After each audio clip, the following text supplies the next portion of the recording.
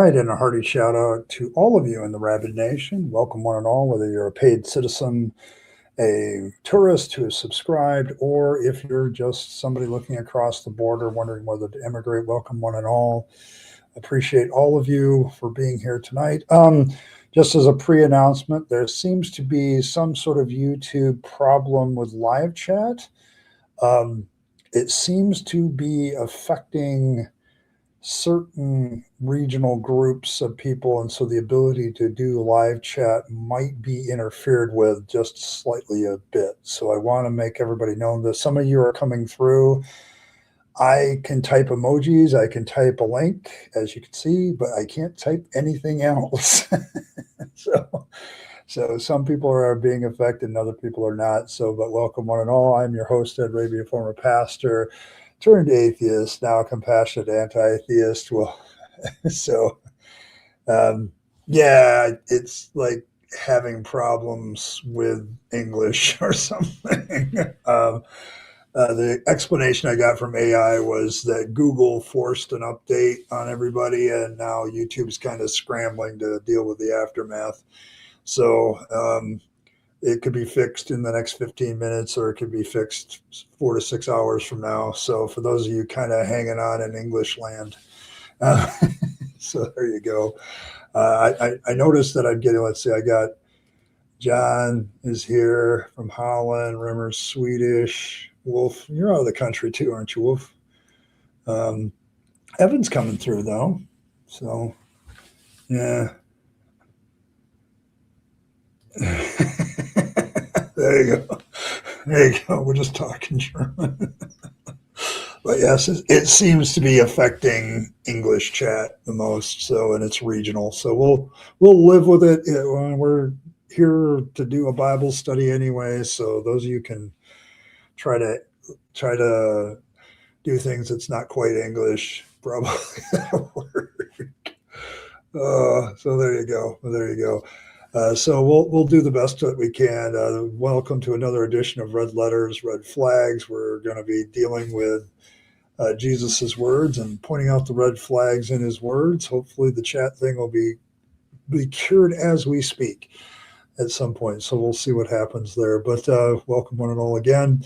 I think I kind of did a roll call here. We got John, Rimmer, we got Wolf and Wolf.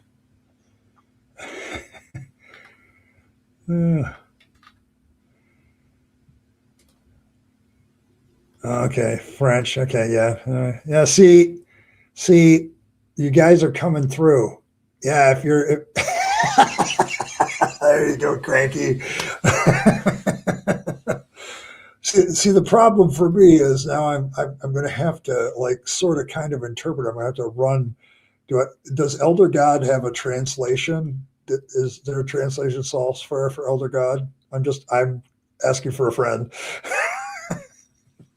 All right, and I'm not even sure that Super Chat even works right now. Do I have to put the money you guys put in dollars now, or do Yankee dollars work in Super Chat, or do we have to do foreign currency to make this work? So, because I know I've tried to chat myself, like I literally put stuff that I normally put in chat. So, so there you go. Here, let me try it again. Yeah, see. Hello Nation. Tried to do my normal Hello Nation. Yeah, it's still not working for me. I don't think so. No.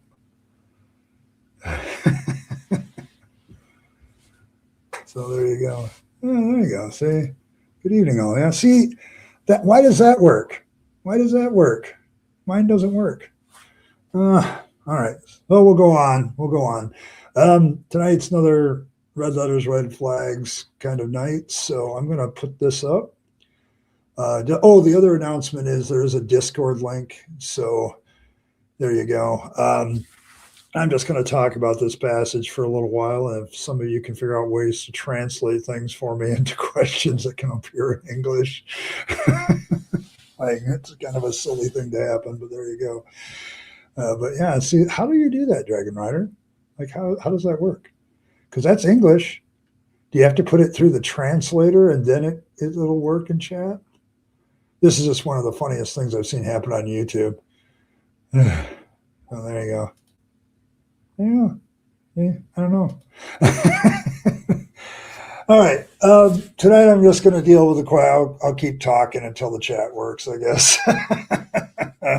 And hopefully I can kind of sort of interpret whatever question you're asking. But welcome once again. Another interesting night at the Rabyd Atheist, brought to you by YouTube glitches and Google glitches. But the question I wanted to ask tonight is about the passage in the Sermon on the Mount we're dealing with is, does Jesus then, because he endorses the law and the prophets, does Jesus also endorse the evil of the law and the prophets? So is this also a red flag? And I've been thinking about this all week, because one of the great debates about this passage, and I'll get into the actual passage. This is English Standard Version, but it's like, do not think that I have come to abolish the law of the prophets.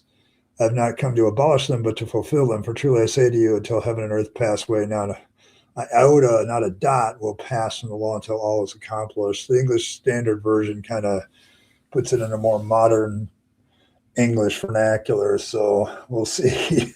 Oh, man, what a great evening. But yes, this is Jesus is basically saying, I haven't come to abolish anything. So you think that's a red flag, Mighty Philbert? I do too. And I'm going to tell you why in a little bit. That's the funny thing. Emojis work. If you guys can speak in emojis, I could figure that out, I guess.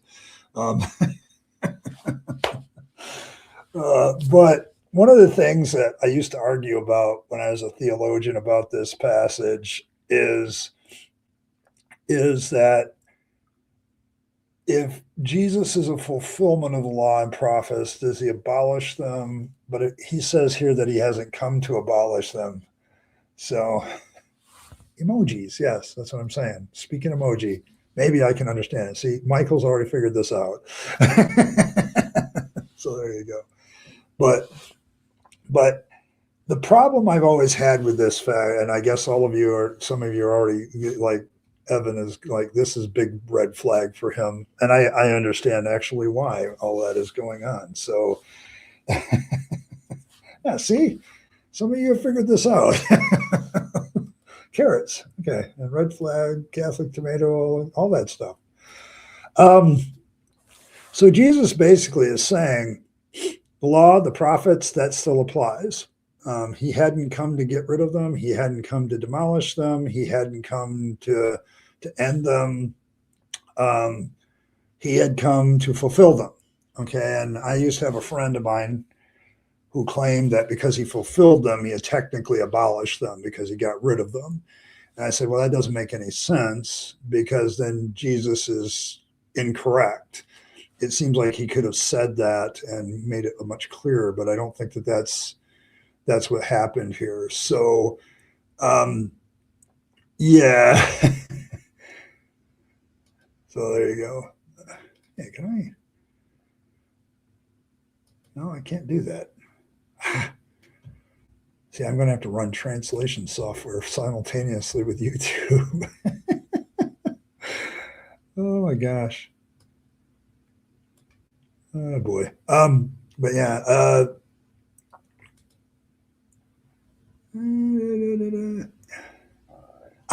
hey, look, English works. Okay.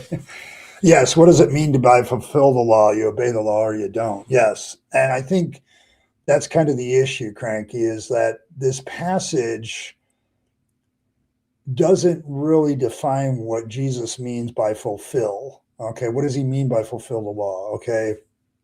He's come to obey them. He's come to show how they can be lived. So Jesus doesn't have a negative viewpoint of the law or the prophets. Okay, so he's definitely something that he's saying, yes, I think the law and the prophets are a good thing. In fact, he even goes so far to say is that not one jot, tittle, iota, dot, whatever is going to pass from the law until all is fulfilled or all is accomplished, as it says in this passage. And so the issue, though, then is what is all? What is all accomplished? And this is another example of a cultic preacher being kind of vague, around fuzzy around the edges. So he leaves it to the individual interpretation deliberately. And so it's kind of one of those things where it's a strange way of putting things. It seems like it makes a lot of sense, but we have theologians that argue about what it means to fulfill the law, what it means that all is accomplished. It has this aspect to it where it's just very vague, and there's enough ambiguity, there's enough fuzziness, nebulous fuzziness to the passage where you allow interpretation of what this means. And so you get arguments inside the church of whether the law should be followed or not. It's further complicated when you get into the rest of the New Testament and you have Paul, arguing that Gentile believers don't need to be circumcised, and these are the only parts of the law that they have to follow. They don't have to follow the rest of it. And so between that and Jesus, you end up with a lot of what I call very complicated issues. Okay, and then Jesus goes on to this. He even reinforces it even further. He says, therefore, whoever relaxes one of the least of these commandments and teaches others to do the same will be called least in the kingdom of heaven. But whoever does them and teaches them will be called great in the kingdom of heaven. Okay, so in other words, he's even emphasizing, hey, even the least commandment of the law, if you teach people not to do it or diminish it or reduce it in some way, you're going to end up violating what I'm trying to do. Okay. And then he ends with, for I tell you, unless your righteousness exceeds that of the scribes and the Pharisees, you will never enter the kingdom of heaven. Which, given that the time supposedly in the story, you get this idea that the Pharisees were the righteous ones. They were the ones pursuing the righteousness of God. They were the ones that everybody was supposed to be looking up to. And yet they couldn't do it. They couldn't, they were the ones, they were supposed the standard of the time, but they couldn't represent that according to Jesus. Jesus saying you got to do better than them. And so in the end, what we have is Jesus kind of endorsing the law, reinforcing his endorsement of the law and the prophets for that matter, and reinforcing it to the point where if you don't fulfill the requirements of the law, you're not going to make it. Okay, you have to do this, you have to do the law, you have to do all that stuff. And I think that's one of the more interesting parts of this is how Jesus absolutely says the law is holy and good and all this other stuff. You'll see later New Testament writers, Paul included, say the law is holy and good, the prophets are holy and good. And so what you have is an endorsement of the law and prophets. Now, my submission is because I look at the law and the prophets as somebody with a critical mind, and I'm like, okay, are you also endorsing some other things? And so here's where the red flags come in. The law of God endorses the following. It endorses slavery. It endorses legally enforced misogyny. It enforces genocides. It has legalized sexual assault. If you know the law, a man can lay with a virgin woman against her will, and if he just pays the price to her father, the only consequence he suffers is he can't divorce her. Okay, he has to take care of her after that.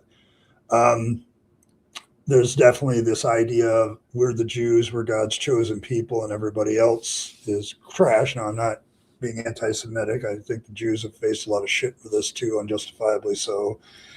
But also, there's definitely don't do it to your fellow countrymen, tribalistic kind of mentality, but you can do it to everybody else kind of attitude. That's also endorsed by the law. I don't find any of these things good. In fact, most of them I would consider to be in various shades of evil. So by saying the law must be fulfilled, does it include these things? Does it also includes that, slavery is going to continue to be around, legal enforced misogyny is going to still be around? Do genocide still be justified, et cetera, et cetera, et cetera? I don't know. The issue for me is can we sit there and say, okay, this is a good thing, when what Jesus does here is something that I would consider evil? Okay, I don't know. My issue with it has always been that if you're endorsing the law and the prophets, there's a lot of things you're endorsing that I wouldn't consider good. Okay, that I wouldn't consider right. Okay, and so what you end up with is Jesus is saying all this stuff still goes forward until all is fulfilled. Okay, does it include all this garbage too? Okay, and so to me, this is a big red flag, and a lot of you beat me to it with the big red flags of this one because, and I'm just talking about the law. Let's talk about the prophets too. Um, the prophets add a different little flavor to it because I've been I've read the first parts of Kip Davis's book and listened to some of his talks about it. When you consider the prophets as propagandists for whatever king that they're serving, what you end up with is a righteous, um, might makes right morality, that the kings that are righteous should be absolutely obeyed. We need to follow this path because this is the path of the righteous kings. Like when you hear the Bible talk about, um, who is righteous king and who isn't. It's the righteous king is the one that gets rid of the idolaters, that kills the false prophets, that gets rid of people that don't believe as the main thing believes. And so what you have is like a very one religion and that's all acceptable. That's all that's acceptable kind of attitude with the prophets. And you have a justification like Elijah, kills the 400 prophets of Baal, like after he wins his contest. Like you're not allowed with the prophets to have any other viewpoint. There's a single-minded viewpoint on this. And so Jesus is kind of setting the tone in the early part of the Sermon on the Mount with, you've got to obey the law. There's a whole bunch of stuff, and you got to follow the prophets. The whole law and prophets, there's a whole bunch of stuff that I would consider a red flag. Okay. I could also argue that, like martyrdom and the idea that you're allowed to kill somebody simply over religious belief is also inside of the Old Testament. It's also inside the law and the prophets. And so it becomes one of those things where you're just like, okay, this is not good. It's never good. Um, there's so much to say here about the red flags because I'm just looking at it from a standpoint of, okay, if the law and prophets have to be fulfilled, all this other stuff that when you look at it rationally with all the tools of morality, equality, you look at it from a rational point of view, you look at it from a standpoint of causing harm, okay, or maximizing or minimizing well-being. When you look at what the law and the prophets endorse, there's a very selective group that should be benefit from the law and prophets, and the rest of you can all go hang. You can all be genocided. You can all be enslaved. You can all be by the so-called righteous group. And so when we come back to Jesus's words, we come back to that. So what is the word for fluffle in French? I have no idea. Although your English is coming through, Rimmer. So I don't know whose English is coming through. Somebody said there was a problem with English. I can see that. So, but I know that I'm going to try it again. Here, let me try it again. Okay. So I just texted my typical greeting. And yeah, I don't know if anybody can see it. I don't think anybody can see it. I'm not getting it on StreamYard either. So there's still a problem. But yeah, like some of you are coming through and some of you are not. So, hey, Josh, good to see you, man. But yes, but when you get back to Jesus's words about like, oh, you know, so okay, Fleffel, okay. Oh, oh, Fluffle, there we go. Falafel, okay. Oh my gosh, my French and my Spanish are so rusty. I I hardly knew them to begin with, and now they're this long ago. The Grand Flafel, okay, there we go. Oh boy, but yes, but I don't know what else to do with that part, but I do know what to do with this because I'm going to sit there and say that there's a lot of red flags to this teaching. And Jesus's problem, I think, at this point, by endorsing the law and prophets, is he's basically made himself into a spokesman for the very tribalistic notions that the Old Testament has. And he's saying that all of that is still going to stay in place. All of that is still going to work. Um, so there's that aspect of it. So I don't know how you don't see red flags here once you get out of the faith. I think this is one of the more disturbing passages to me because of all the stuff that is in the law and in the prophets, like this justification of standing for righteousness to the point that you get killed for it, standing, for your faith and not allowing other faiths to come in at all, not allowing any alternative ideas. I think if you look at the law, there's definitely like the male Jewish person is very protected. Everybody else is kind of by your leave. So I think, oh, we have a word. Oh, we have a word. The Hebrew word for fluffle.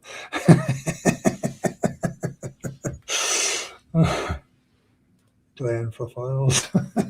Okay. Yeah. See, this whole incident has caused us all to learn something. Like, there's other names for fluffle. I find that hilarious. Oh my goodness. But yes. Here, let me see. I can get my translation software up and see if I can do anything. I just find that very frustrating that it's like people can get stuff into chat, but they can't get it in English. from English speaking countries, they can't type their own language. It's hilarious. Is that all designed to get us all to shut up for a while? Oh my gosh. I agree. It's the universal appeal of fangs that there's multiple names for fluffle. Like, so, like I can put, let's see.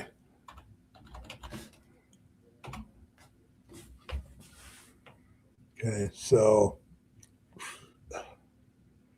what if I want to put fluffle into, all right. Well, it's amazing how many of them are the same. Like, I've been going through like 4 languages and it's fluffle in all languages. So is fluffle a universal word? Um, is is is fluffle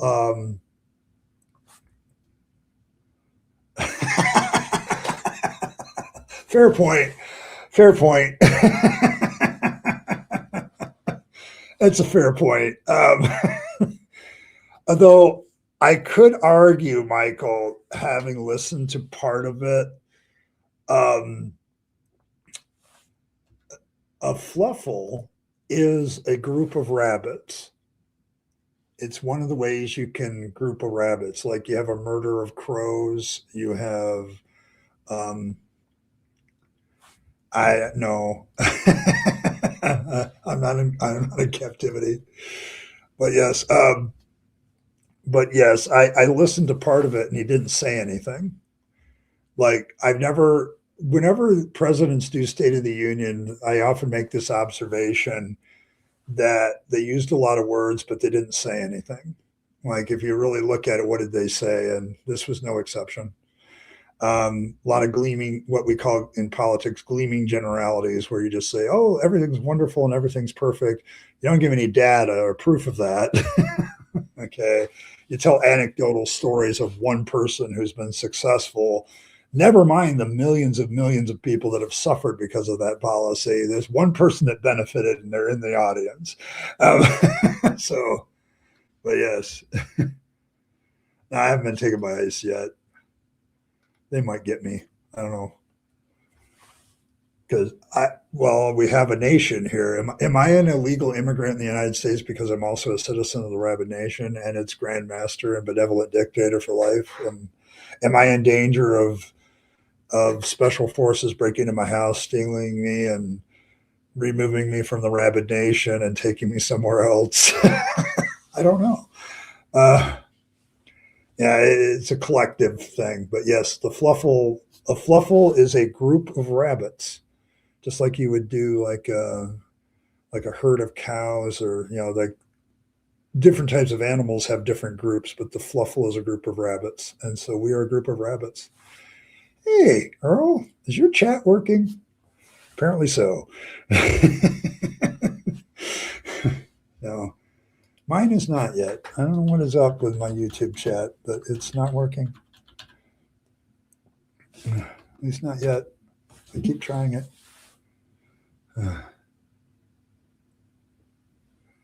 All right. Yes, IKE is here. And in that vein, of course, I want to point out that we do have a Discord with IKE running that. So, okay, you see it? All right, it's finally okay. Chat is working again for me. All right, thank you very much. I appreciate that. So now I can read your questions and stuff and things like that. I was having YouTube was having an issue. Trying to finish 2 art projects and lost track of time. Yeah, I think you're able to write in English now. So if you guys have questions in English so I can understand them, because if we go back, like, is there anybody else that has comments about the red flags of Matthew 5:17 through 20? So there we go. There we go. Because I guess Google did like a thing, and YouTube suddenly lost the ability to do English chat in live streams. So it's a weird thing. So there you go. Thank you, Cranky. After this day, it's nice to be appreciated with 666. Days like this, it's days like this that make me think that the number of the beast may not be that far off. Oh my gosh, what a difficult, weird problem to have.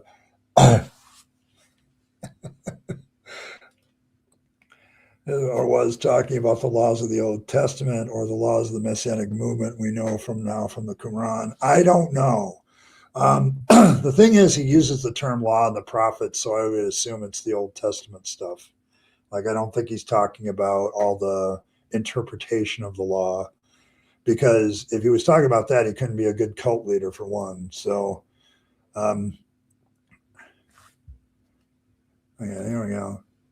Okay, what I was saying earlier is when I could only write French is that I think fulfill means enforce in the context of, yeah, I mean, the idea then is Jesus is saying, okay, here, let me, in the ESV, it says, I've not come to abolish, but fulfill them.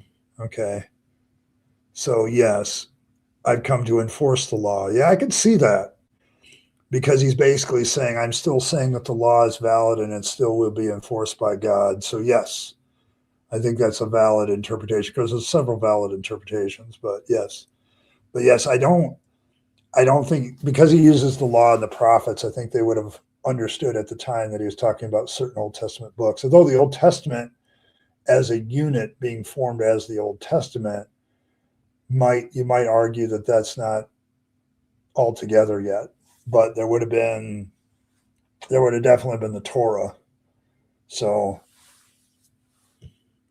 So, I mean, I think the Torah might have been still a good one for the law. And then you have the prophets and all that other stuff. But yes, I think you can get that. So,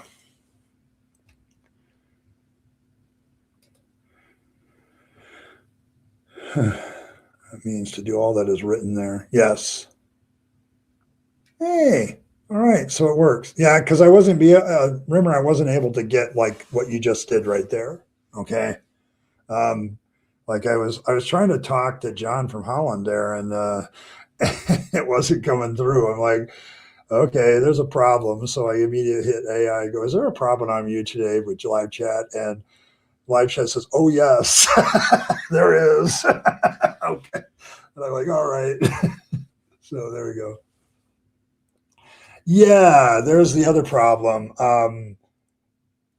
I think Paul, this is one of those great examples, Cranky, where Paul and Jesus don't seem to be on the same page. Um, Paul is definitely like, yeah, the law, they don't have to be circumcised. They don't have to follow this law, that law, the other laws. But Jesus is like, if you're my disciples, you're going to follow the law.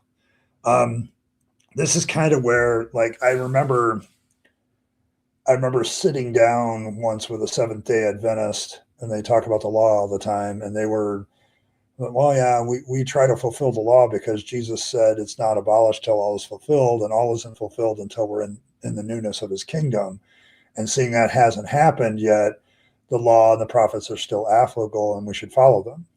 And that's why they do church on Saturday. That's why they still do a lot of the dietary requirements. And so this idea of Paul kind of like, yeah, chuck away the law, get rid of it. And the parts of it that are really inconvenient, let's get rid of those. Okay. Um, on the flip side, we've got, Jesus going, yeah, you need to keep doing this if you're going to be good disciples. And, he emphasizes the point, if you relaxes one of these commandments or gets rid of it or teaches others to do so, you're going to be least in the kingdom of heaven. So, yeah.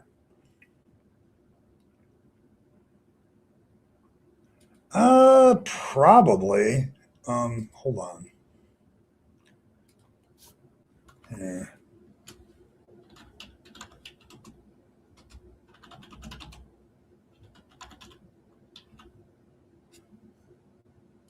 So, fulfilled in Koine Greek. Palepo. If my Greek is still good. To make full or complete. So, yes, it would be to make it complete, make it full, bring it about to conclusion. And John points out the obvious problem because as I'm looking at it, there's like several definitions depending on the context. And so, how you look at the context of the way Jesus uses this word is probably going to form the basis of your interpretation. So, I'm in big trouble. How am I in big trouble? What am I doing now? Yeah, but yeah, I'm sure that's newness in the kingdom. I could get it. Well, yeah, all of us could.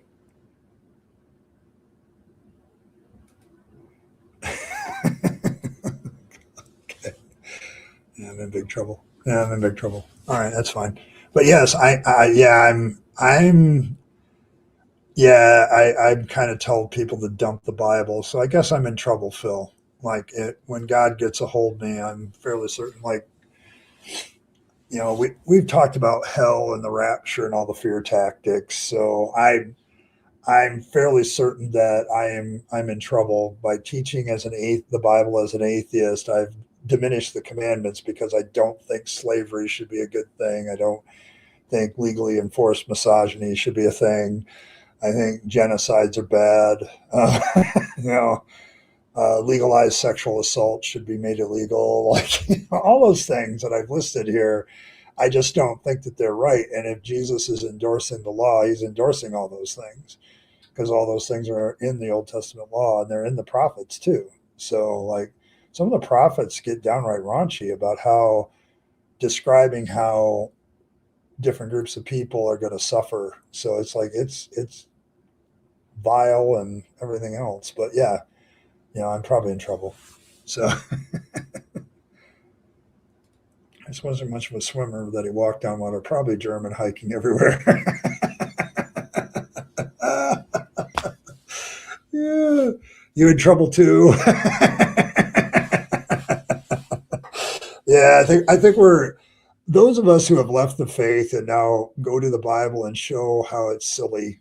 I think we're in trouble. Like if God comes after us, we're in trouble. So let's see. Oh, yep. Trying to catch up on the super chats here. Oh, much people pick and choose which laws they choose to follow or deem important. Yes.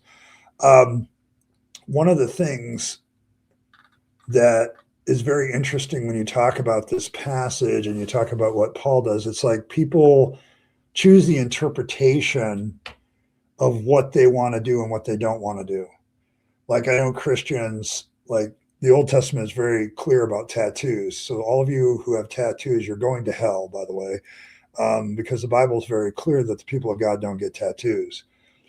And yet I would know Christians that had Christian tattoos on their bodies, and I'm like, you realize the law says you're not supposed to have those. So, oh well, that's the law.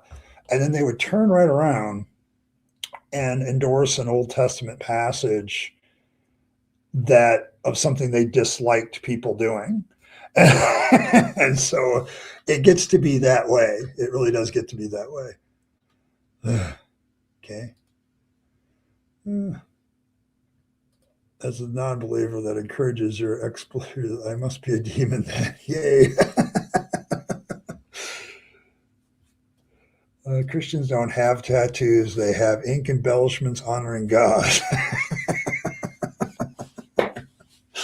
Oh, cranky, you have a way of putting things. I never thought of it that way. But yes, I remember, I remember having a big discussion about tattoos when I was in the Assemblies of God. And it was like, it wasn't as big a thing back then. Like, tattoo artists weren't as common. I know that much. Um, that culture was still kind of dominant in a lot of ways. But I remember having this discussion. I'm like, well, I know Christians that have tattoos. And he's like, well, that's against the Lord. They're going right straight to hell. And I'm like, for putting ink on their skin, that doesn't even make any sense to me. So, so demons aren't atheists. Yeah, that's true. Like if you're an atheist, you're not a demon. So, in fact, there's a high likelihood you don't believe in them. You don't believe in demons, don't believe in the devil.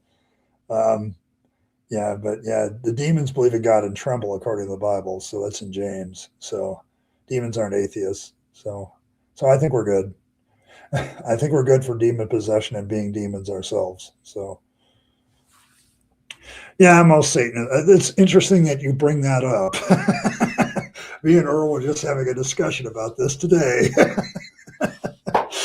um, yes, there are a lot of Satanists that are straight up atheists.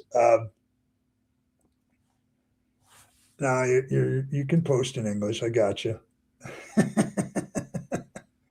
They're probably still fixing it, Evan, and so it's going to be wonky. So yeah, back then Christians didn't get their first tattoo until they went to prison. Yes, Phil, true story.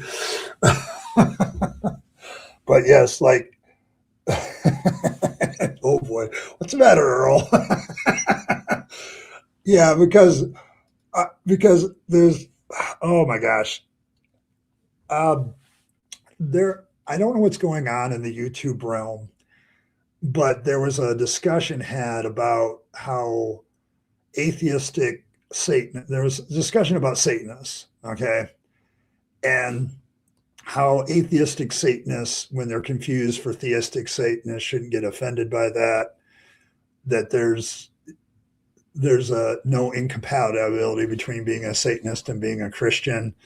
Like there was a whole bunch of things stated by one particular young lady that actually is well known, but I'm trying to keep her out of her year unless anybody wants to mention her name. But it was like, my problem with the whole thing is, and then my problem, it's why I've never joined the Satanic Church, because to me, I think presenting atheism in any kind of religious format kind of can make you religious. Like it, I've seen people argue about this stupid stuff. Okay, like yes, most Satanists are atheistic, and they do it on purpose to kind of make a point. But at the same time, it's just like no, that doesn't work. Like it's, I've always had the problem with like, why would we create the Church of Satan and all be a bunch of atheists inside of it? I don't even believe Satan exists. I have as much evidence for Satan as I do for God. And so, oh yeah, I mean, baby fangs. Here we go. There we go. That's a better deity, honestly, seriously. Um, so, but yes, the whole thing with Satanism right now, there's something going on right now because there's an argument, I think, between theistic Satanists and atheistic Satanists. It's kind of like the argument that used to be like a lot of atheists would call them, like hello heathens and all of those. Well, there's some pagan heathens that actually have spiritual beliefs that took offense to that. So yeah, so there you go. But yes, it was like, yeah, I don't know. So what I was trying earlier is to be much rather happy with a pretty fun body art while I'm alive than allowed to be buried in certain cemeteries when I'm dead. Yeah, that's fairly true. Like you can't be buried in consecrated ground. I think you're out of luck with the Catholics, Evan. Are you out of luck with the Jews? Just asking. So we're just atheists mocking the church. Yeah, and that's the thing that's weird though, because I've got a couple content creators saying that there are theistic Satanists and atheistic Satanists shouldn't be upset with them for some reason.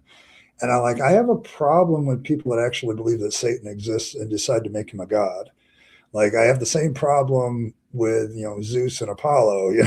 It's like there's something like, wait a minute, you reject God Yahweh because there's no evidence for him as an atheist, but you're going to accept his supposed foil. It's weird to me. It's weird to me. And I don't know if people are doing it just to be cringy or whatever. That's a debatable point, but man, oh man. To be fair, they use Satan symbolically. Yes, they do. But I was just surprised that there were a couple of content creators. It wasn't just the one that Earl sent me. There was another one I found. I can't remember where I found it, but he was saying much the same thing. Like there's more compatibility between believers and theistic Satanists. There are Satanists that actually do believe in the devil and worship the devil. So they were saying like they were getting like, if you're going to do the term, don't be offended by us kind of thing. I'm like, oh, I'm offended because I'm not offended, but I think you're just weird that you believe in something, like you believe in the antithesis of whatever it is. So it's just kind of weird. So Swedish metal band. Fair, fair. Yeah, I mean, I get what they're doing. Like, I think that like it's been a valuable political tool, Brennan. Good to see you, Bren. Because what the Church of Satan has done over the years, okay, as like when, like right now, Texas is like, trying to, I don't know if they succeeded, but they're trying to get the 10 Commandments in all classrooms and schools. And there's been some very creative responses to that. You guys should look that up. It's funny as hell. Um, but um, but some like the Church of Satan has then, okay, we have our sayings, we want to put them up too.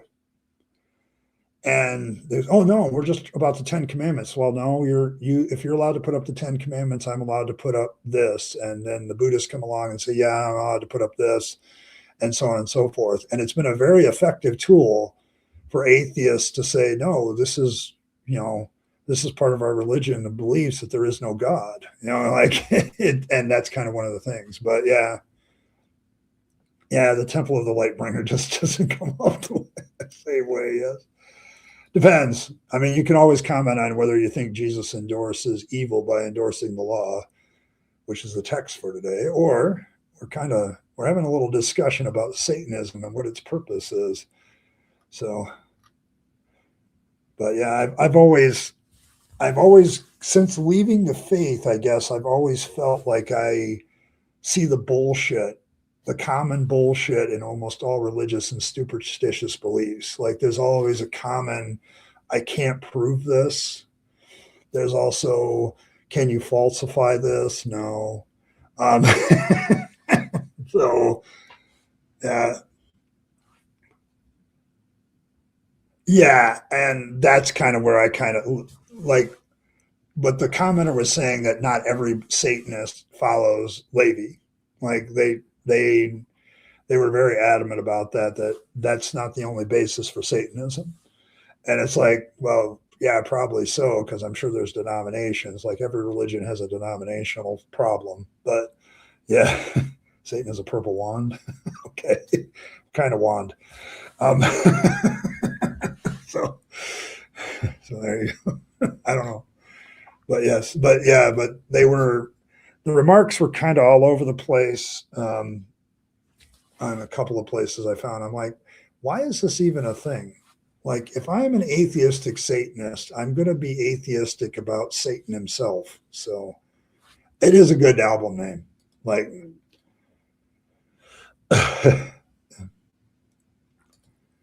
to be fair, if God is defined as love, then you can't define, say, Satan as the truth or whatever. Yeah. Yeah. It's like, I don't know where that comes from. A purple and gorge throbbing wand. That's what I'm saying. Oh, that's the pet names that I hope to use someday. One of the names is Lucifer. Yeah, and that's the other thing. Like, see, when I was doing my whole thing with Paulogia and Habermas and Real Seeker, Real Seeker literally goes off on his fellow believers for listening to me and Paul because we are inspired by Satan. And that's that point we decided to troll him because I was like, okay, if you're going to be that insulting to me, um, then I can do other things. Like I can. Okay, where is it? I got to find it. But I can do I can make fun of you. If you're going to sit there and be that mean to me, then yeah, we're going to call you Rancor Seeker. Not Real Seeker, Rancor Seeker. And it's all stemming this idea that atheists are full of the devil, like we're inspired by devils. And so it's like, no. Let's get something cute back up there. Put Fangs back up there. So, but yeah, it's like, if you're going to be linked with Satan, I get that atheists kind of like we get accused of that anyway. So I cannot. There's reasons why the Church of Satan came into existence, I think, and a part of it was to combat the theist on their own terms. And so I get it, but I'm just not. I'm just not like I've never been compelled or feel like I should join that sort of thing. So.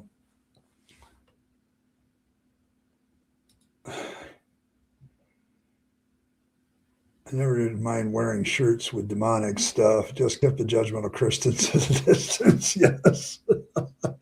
Oh, that's a whole nother thing. I mean, I think the Phil and I can relate. The mighty Philbert and I can relate to that quite a bit.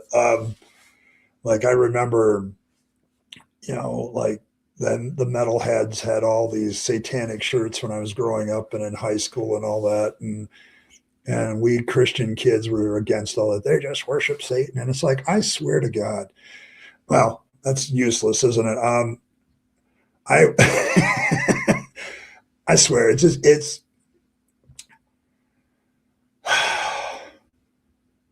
I think that it was the best marketing that all those metal bands ever did because they became so counterculture to the Christian culture at the time that everybody loved them and they loved the artwork.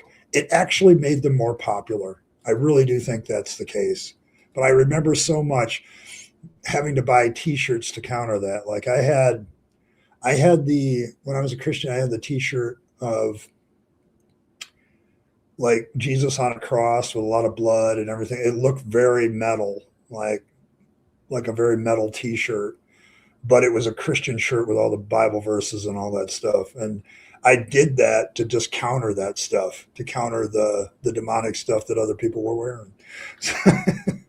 Lucy, Mr. Didi's ex, could be. Yeah, I'm serious. But yeah, it was like, there's no need to be religious to be judgmental. But I think that's kind of what I'm getting at, and that's kind of where the conversation with me and Earl went. Is like, you don't need to be religious to be judgmental. You can find other ways to be judgmental and self-righteous, and there's a lot of it no matter where you go. And that's probably, so there you go. Yes, satanic Jesus. Yes. But yeah, like it was a very black, dark shirt, had, for God so loved the world. I think I had the whole John 3:16 and following on the back of it. And I was a Christian metalhead, so it was kind of fun. And I used to that was the funny thing about that, is I would get ripped by the non-Christian kids that were wearing their demonic shirts, but I'd also get ripped by my youth pastor for wearing I said, well, isn't that what it is? Like this is crucifixion, pal. Like, this is what it is. Did I mention I end up delivering mass for tests to a multi-Emmy awarding winner? You did? Cool. Oh, that's awesome. See, Evan, I'm telling you, you're going to meet interesting people, and you're going to do a lot of good. And I'm proud of you. Still am proud of you. So there you go. Yes, once they started putting warning labels on, album sales went through the roof. Yes. It was so funny, Phil. It was just, I remember being back there and I'm thinking, you Christians are just being free advertisement for these people. Like, every time you come out with avoid this, don't do this, don't listen to this, what happens? Their sales go up. Okay. This was the early level metal band trolling of Christians. Like, what do I do about a preacher saying I'm going to hell? Well, I usually start the conversation this way, Nathan. So who's going to be in heaven? People like you? Yeah, I'm going to be in heaven. People like you are going to be in heaven. Okay. So who's going to be in hell? People like me. Okay, well, I guess I'd rather go to hell then, because I don't want to hang around your self-righteous nonsense. Okay. And so, yeah.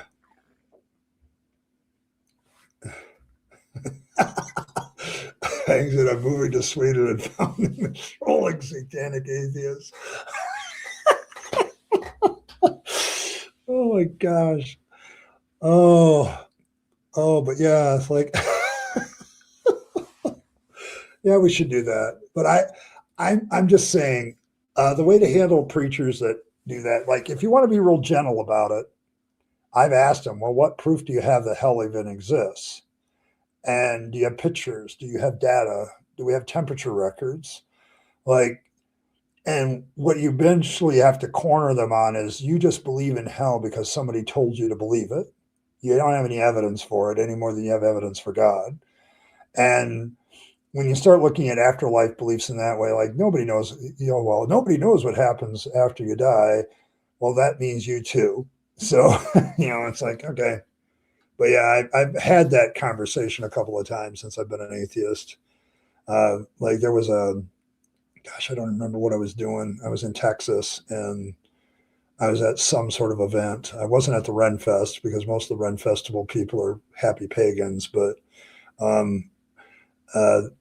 I was at some other event and there was a Christian out there with something like that. And I said, what evidence do you have that hell even exists? And they were dumbfounded. Like, it's an assumption. Like, it's a Christian assumption. Heaven and hell are Christian assumptions. So there you go. Why would you want to join the TSA?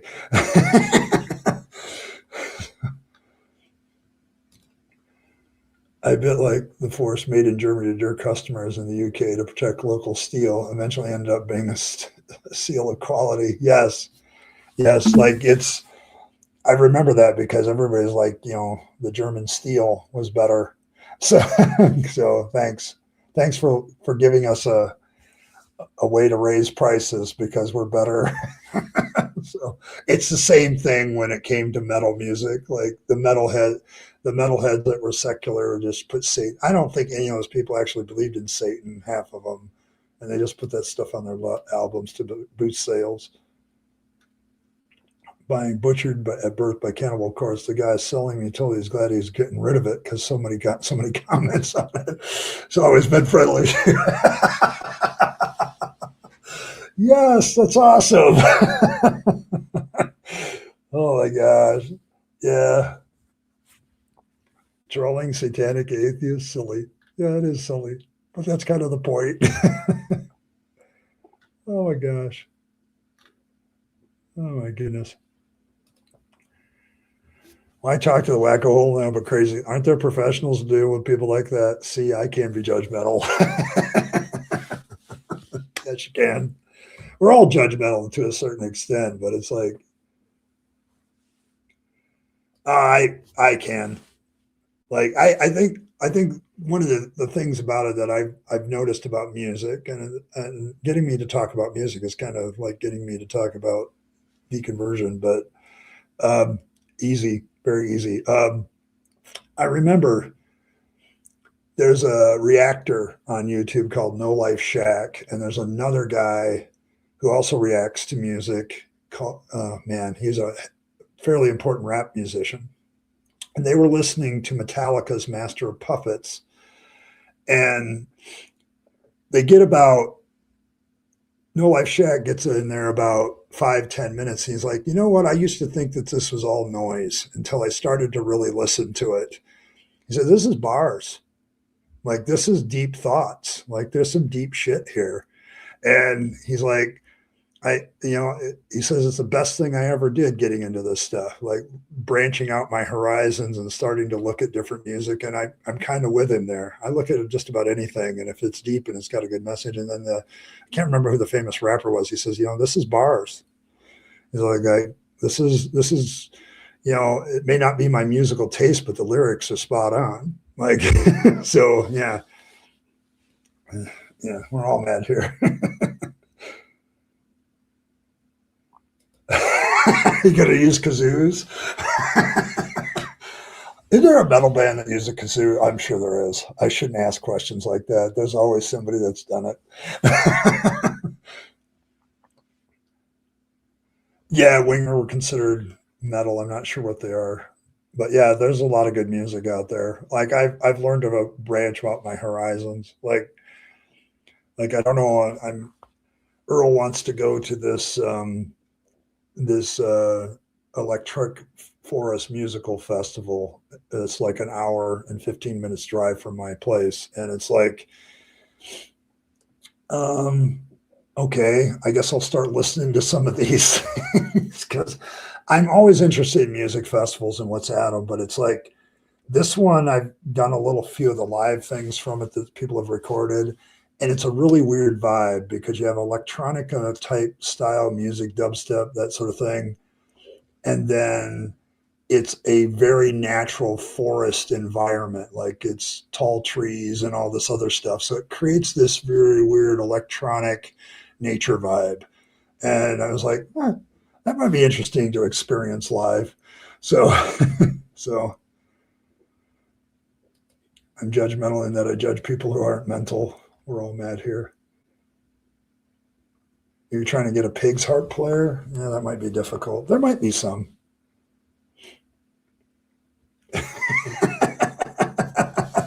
You want to go into a Pentecostal church in a Satan costume to see their reaction? They'd probably pray for you.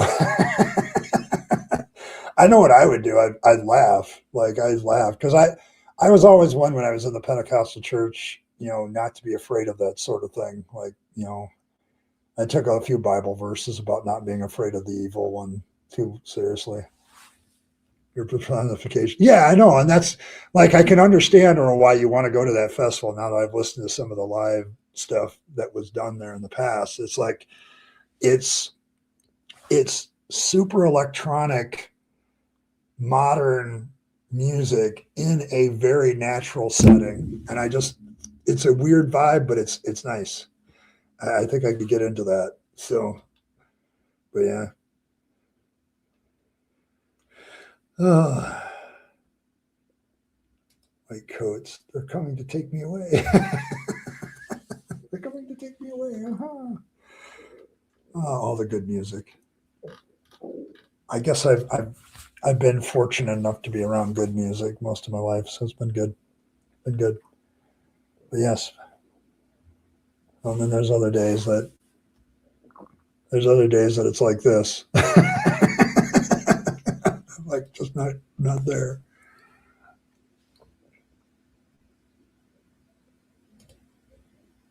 You can send me some. Like I Earl, when it comes to music, I will listen to almost anything once. Like I told you, my music collection is very eclectic. Like it's all over the place.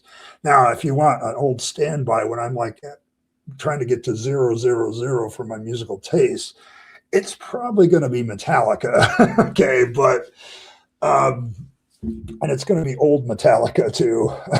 Like we're going back to Kill 'Em All and all that stuff. But because that's where I first fell in love with music, is back then. So it's like when you don't really forget your first love. And I think I remember hearing, oh, I want to say it's Metallica's Battery. And I'm thinking to myself, there's a lot more to this than meets the eye. And then I heard Cliff Burton play bass in the bass solo that he did on that album. And I'm like, my God, this is good stuff. And I've been hooked ever since. I don't know. See, I would go for the nature vibes. Like I don't. There's part of me. There's a reason why I live in West Michigan because I will take a walk and there's a spot right from my house. Yeah, if you've ever been in the movies where they have that canopy of trees over your head so you literally can't see the sky, we have a spot on one of the trails around here that's like that. So, and it's a very cool vibe to me. So, but yeah, send them to me. I'll listen to them. It's already outside the top 40 station. There's a decent music out there. Yes, and that's what I'm saying. Like, there's so much music, Dragon Rider now. There's just so much music, and it's just you can't sit there and just go, "Oh, this is all shit," other than what I like. So there you go. I got to check out Man of War. I'll put it on my list. See, I have nothing to do but check out new music at work. Like, actually, I've been listening to books at work, but old stuff too. Just trying to remind myself why I liked certain books and why I didn't. You're going to post it in the Discord server? That is perfectly fair. Perfectly fair. Speaking of the Discord, it's up there and linked and ready to go. And I think we've had a few fun discussions, but we could always use more people to have more fun discussions. So somebody posted my old video on Abraham. I don't know who that was. I didn't recognize the name off the top of my head, but so the North Manhattan parks. I mean, nothing compared to the same of rural places I've lived, but they're gorgeous. Yeah, I mean, but we have a spot on. They took a lot of the old railroad tracks and turned them into trails around here. In fact, that's kind of the claim to fame of my little town, Reed City, is there's a crossroads to the rails to trails in this area. And one of those trails, if you go south of town and you go, I think it's about 2 mile walk, that's what you get. You get this canopy of trees over your head. And in the summertime, that you can't see the sky. It's still very beautiful and bright. And there's like beams of light that come through the sides and stuff. But it's like that. And I have moments every time I go there. So it's like, oh, yeah, this is beautiful. So, and yeah, it's kind of the environment I like. I don't mind going outside. I just don't like going outside with a lot of people. That's probably the only problem I ever had with the Renfest in Texas is every once in a while things would get crowded. And then I'd be like, my social anxiety would kick in. And I'm like, okay, how long can I take this before I decide to find an exit? It's not nature that bothers me; it's people. So, man of war. Okay.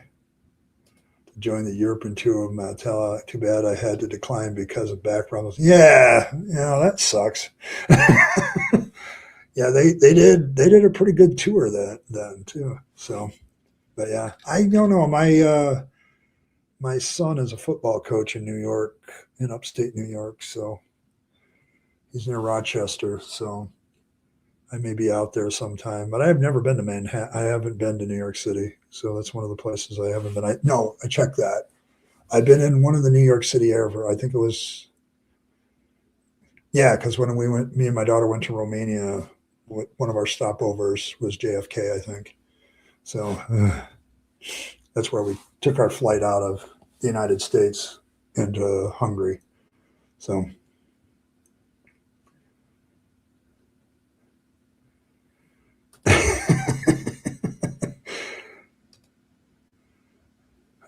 still much the city, but much quieter. Yeah. Well, we weren't there very long. I think we were only there for an hour. And that's where we met the group we were going with. So we ended up having like a room or something to meet in. And then, so I didn't really have to deal with JFK very much. But yeah, that's the only time I've been in New York City. So, what do you mean nothing is happening? Nothing is happening. Where? Here, I'll make something happen. We'll put baby fangs back up on. That's always good for oohs and ahs. Oh man, shoes. I can say that every concert I've been to has been slightly different. Um, the loudest one I went to, like they were so loud that um, I was like 10 feet away from the main speaker wall, so that might have had something to do with it. But and I was much younger, but that was Cornerstone Festival '93. I was still a Christian then. It was a Christian rock festival, and the Christian metal band Bride was performing, and it was literally so loud that my heart had to beat in the tempo of the music or it would hurt a little bit. That's how loud it was. But I've been to other concerts. There's nothing like being in a group of people that are all, it's very religious. I'll grant that.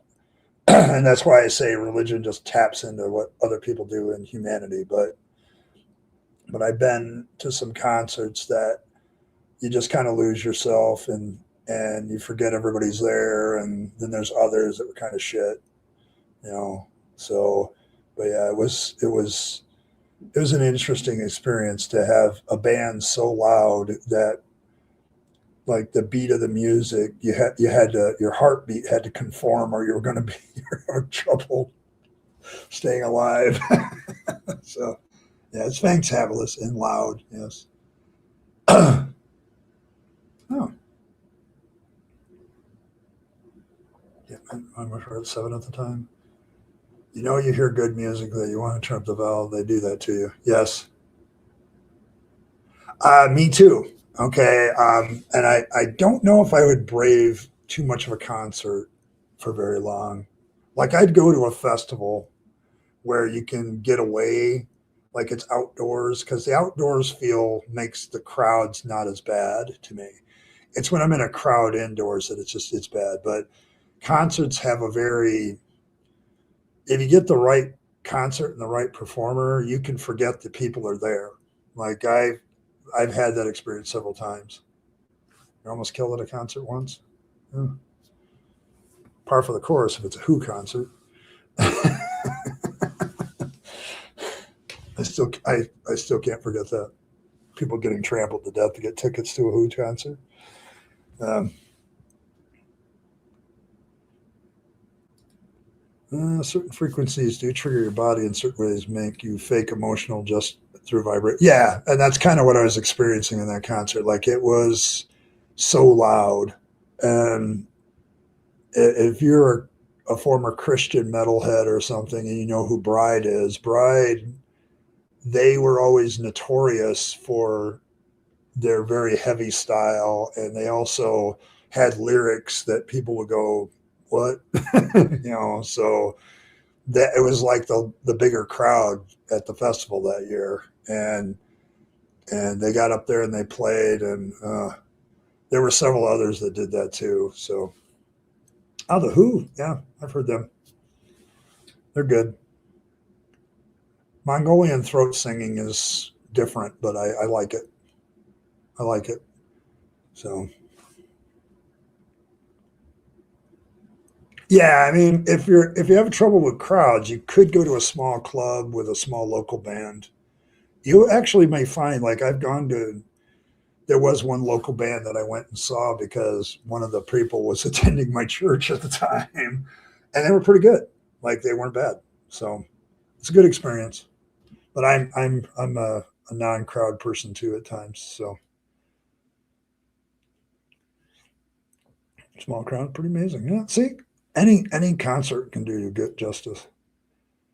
Thought metal was Satan worshippers, and they never let me listen. Yeah, and I hear you, Nathan. Like, I been there, done that. My parents, though, I think let me have a little bit more freedom because, and they didn't have as much objection to the band if they were Christian band. So, and it was weird for my parents because my parents were like these hippies in the '60s, and then all of a sudden, I came along, and suddenly they had to go conservative, fundamentalist, Pentecostal Christian. So it's just weird. Um, and like, you got to raise your kid upright, so you got to get religious, and it's like, I don't think you need that, but I get it. Like, well, that's demonic, and they I don't know if anybody remembers the Peters brothers, but the Peters brothers were the guys that were going around the country talking about the evils of rock and roll at the time. So your older brother played guitar, and go, all right, there, see, maybe you can get him for that band you want, like right next to the kazoos and the pig harp. Think you could do that? College buddies, and that was fun. Yeah, see, yep.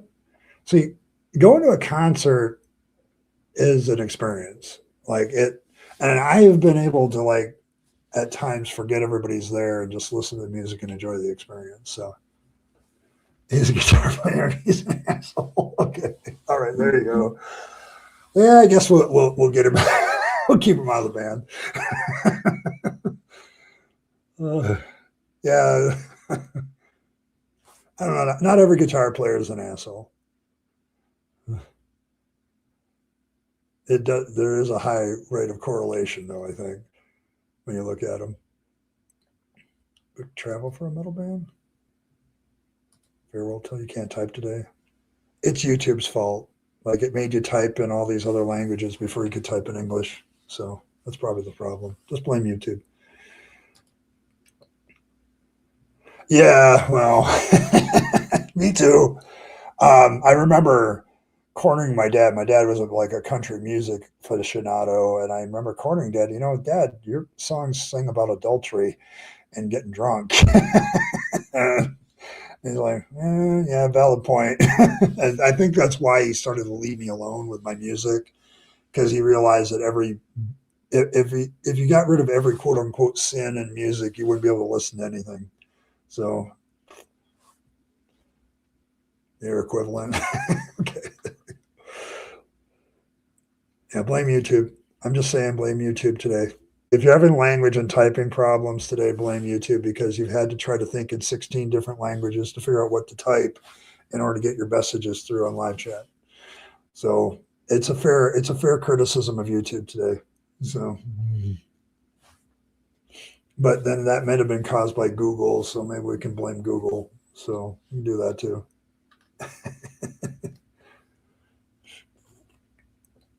Um, Funny you should say that, River. The first Christian rap that I ever listened to was in 1987. So there's been a long Christian rap tradition going back to the '80s. I know that much. There's a guy named Michael Peace.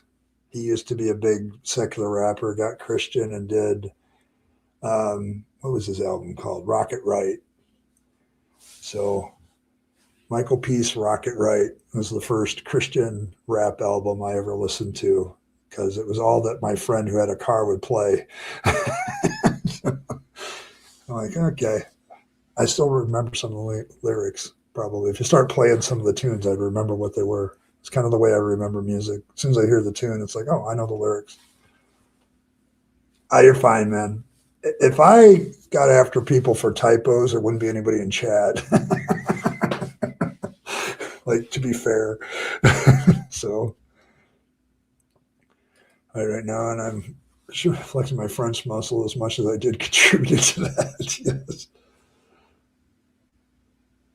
Done sound engineering. Can tell. Huh. Oh, yeah. Michael Peace. Oh yeah, don't get me wrong. It is kind of cringe, but I remember that. Like I'm like, we have a Christian rap artist. Oh yeah, I got plenty of that stuff. And that was way back in 1987 when I was going to college, Evangel College for my one semester. So I don't know if somebody listens to it. I was Evangel College, Cross Hall, First South, also known as the Swamp. So it's the only swamp on a Christian college campus that I know of. So you never like concerts? Yeah, and they're not for everybody. I will say that. Some music is not for everybody. Everybody's got their tastes, and concerts aren't for everybody. But I've gone to a few that I liked. So Toby Mac. They let you listen to Toby Mac, or forced you to listen to Toby Mac. No. So I don't know, man, Nathan. I feel for you. I'm starting to feel more for you because you sound very familiar. Like me and Philbert might have some commonalities because he was into music too, and I can remember that time frame where music was such a controversial topic in the church. Like, are you really doing real godly music by doing modern worship? Was a big topic in the Pentecostal church in the 90s. Like, and then everybody started doing it, and then it became okay. I got to get back to the real Pentecostals where we grab that hymn book and sing "There's Power in the Blood." So none of this newfangled worship crap.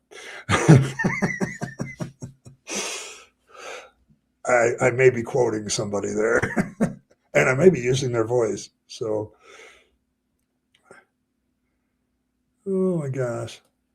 I listen to the Affling Churns and Whirls of the Chaotic Universe. Is it good music though, Cranky? Is that good shit? Like is the music of the universe as good as some of the best music produced by humans? That's my question.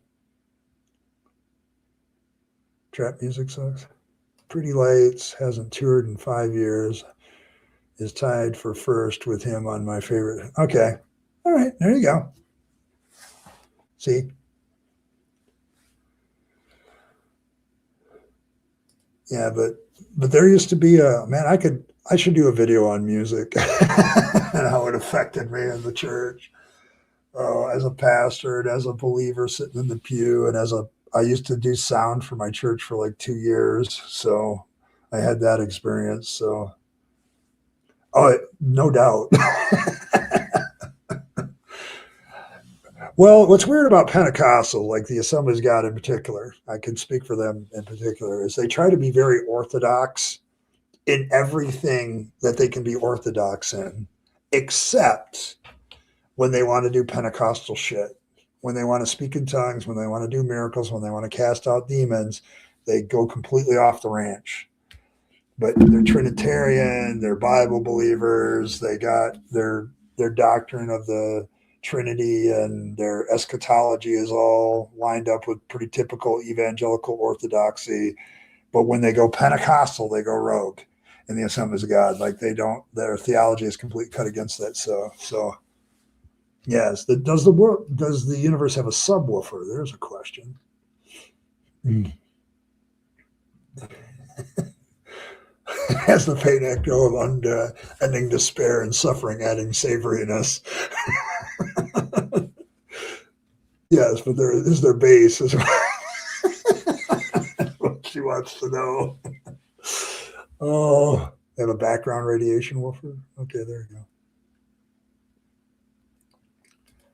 Listen to an absolutely rocked out the house basement concert. I think it was some of those. Yeah, and that's the thing. Like, I can see myself liking an intimate concert like that if they like it was friends and. But I've never been invited to one of those. So, but it would be like I can see myself being cool with that. So, you think they're possessed, not the atheists? It's possible. I understand them though. Like you to be indoctrinated as a Pentecostal, there's a whole experiential background that keeps you in the faith because you interpret all that as from God and not some sort of psychological, um, manipulation thing.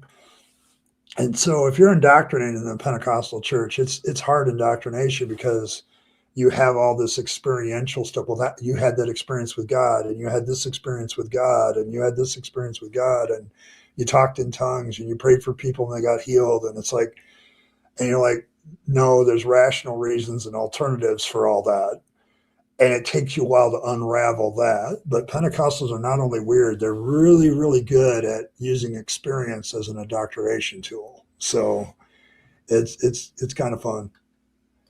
Yeah, yeah. All right. There you go. It's all about that bass, no treble.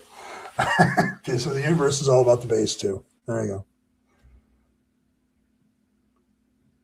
Didn't mean they couldn't play though. No, a lot of people.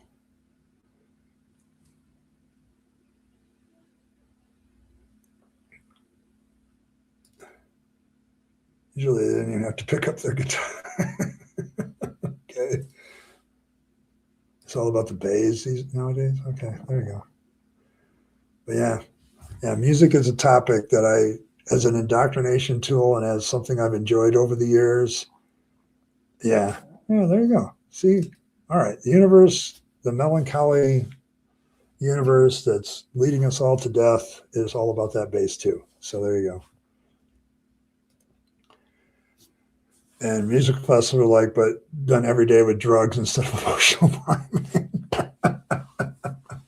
Yeah, that's a pretty good analogy. Like the drug of Pentecostalism is the experiential altar, being called to the altar and having experiences at the altar and being slain in the spirit was a big thing going to the church one time. And as Mighty Philbert will tell you, the music, he just did a video on this. The music was used to kind of prime that and make the emotional leveling go on. And so a Pentecostal service is actually got a lot of very heavy emotional ties to your religion aspect. And so, yes, so it's a music festival with emotional priming most of the time. So,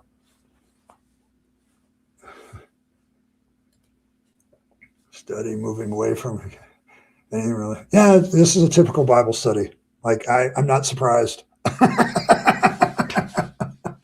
If you want to listen to the Bible study part, that's the first part. I know people are having trouble chatting, so I couldn't get all the questions. So, but this isn't the interesting part of the Sermon on the Mount to me anyway. It's the next 2 weeks, and I may end up spending a couple weeks on each because we're going to talk about thought crimes and how Jesus teaches that there's such a thing as thought crimes. So yeah, well, yeah, and if it works, it works. So put the bass in. There you go.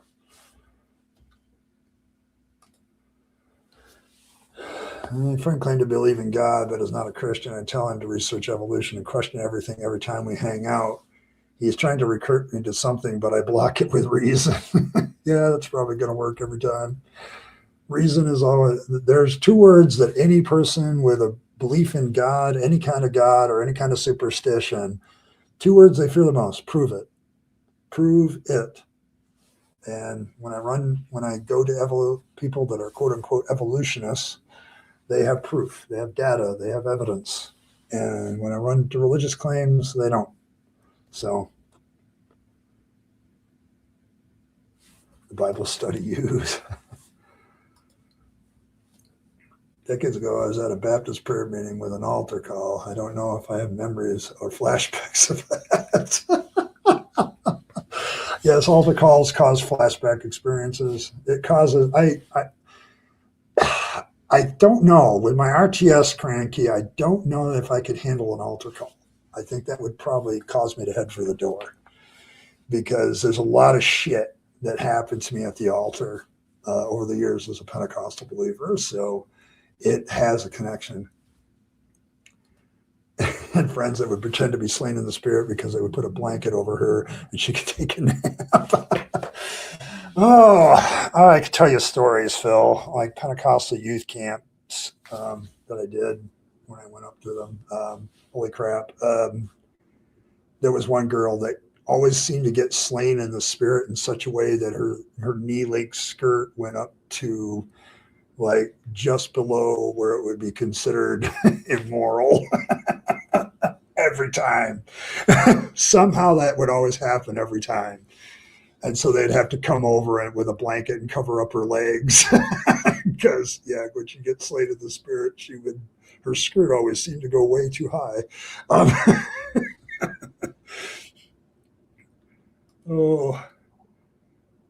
I'm much more on track of this. If a whole bunch of Jewish folks are better at keeping on point than y'all, I'm just saying something. Well, yeah, they kind of have to, though, don't they? Like, we don't have to keep trying. Or with someone who hasn't reasoned their way into beliefs. Yes. What about an alternate call? Yeah, okay, there you go. I went by my head to that mother. Okay. All right, I'll see you later, Rimmer. Yeah, I'm about to bow out too anyway because I've got to get ready for work. So, but but great discussion afterwards because it's still a good religious discussion. It's like I always start with the Bible study. We always end up somewhere else. But yeah, marrying each other and twisting ourselves into interpretation puzzles. Yeah, all right. All right, folks. Yeah, I do have to go. I've been on for like an hour and a half, and I got to get ready for work. I got most of the stuff ready for work, but I got to get a few things done. But thanks, everybody, for stopping by. I appreciate all of you. You guys are great. Just a shout out to Cranky and Josh for the donations. I appreciate both of you guys. You guys are awesome. I always like it when you're here. Appreciate it. More than just the money. You guys are awesome. Thank you. But thanks everybody for stopping by and welcome. If you haven't subscribed yet to the Rabyd Nation or hit the like button, please do that. It always helps me out. Appreciate it. And may Fangs here in his wonderful, cute little form nibble on all of your hearts and make you just go aw. So there you go. But thanks.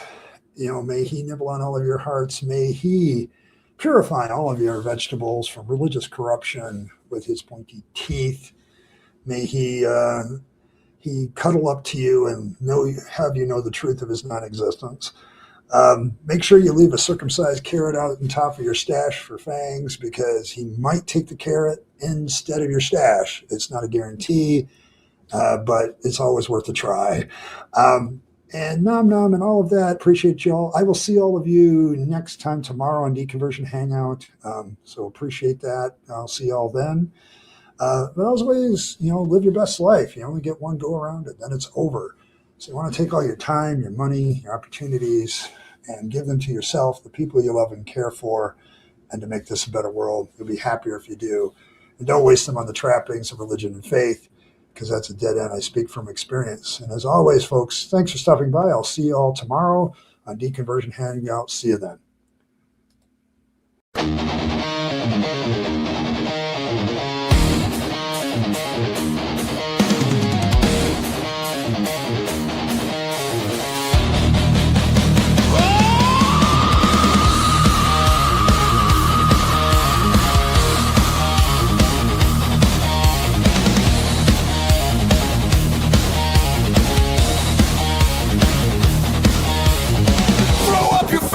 It's time to Take a stand.